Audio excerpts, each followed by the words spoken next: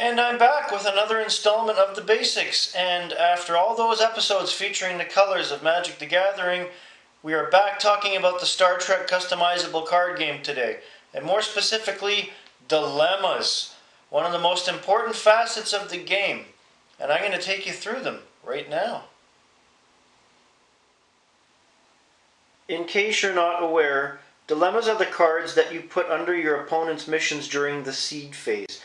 These prevent him from acquiring the points on the mission too quickly or not at all, depending on the dilemmas that you put and what they do to his ship and crew. You have space missions with the star field that can only go under a space location. You have planetary missions which can only go under a planet location. And you have dual missions which can go under pretty much anything. Now there's different types of dilemmas. Some are considered weak, some aren't. Cards like the Iconian computer weapon. Unless science present, reboot by discarding all non-personnel cards in hand and replenish from top of draw deck.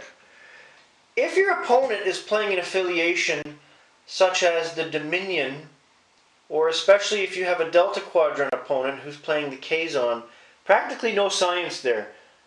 Good to have in a deck. Gravitic Mine, ship damage unless science and navigation aboard. Some might consider this weak. I've found great success with it from the before mentioned affiliations. Malfunctioning Door, which is a planet location, so your opponent has an away team. Oh no, to get through the door, must have Soong type android present or combined strength greater from 20 than 27 from up to 4 away team members. If he's not playing Klingon, you might have a chance with this one, especially because of the Soong type android. Very tough to get past sometimes.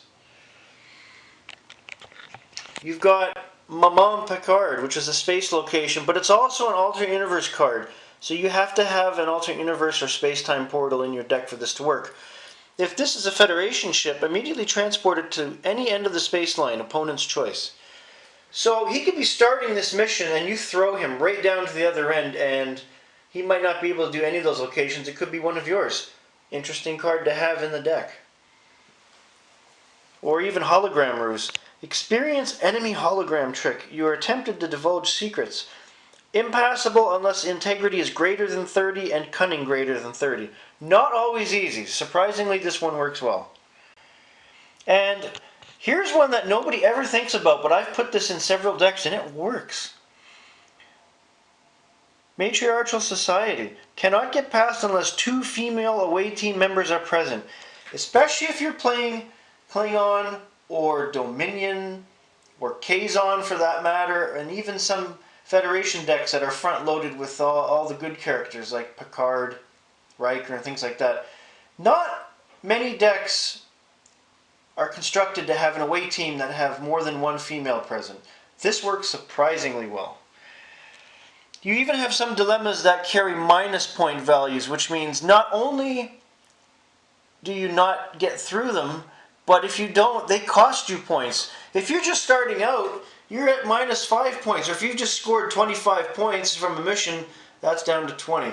You really have to think about the dilemmas that you're putting in your deck before you do it, because even though the seed phase is a pain in the ass, it's a very important phase of the game, and so are dilemmas.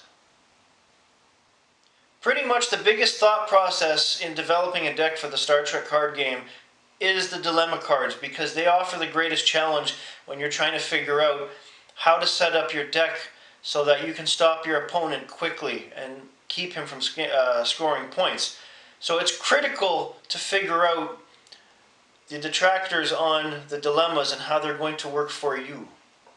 That's all for today. I'll have more on the next episode.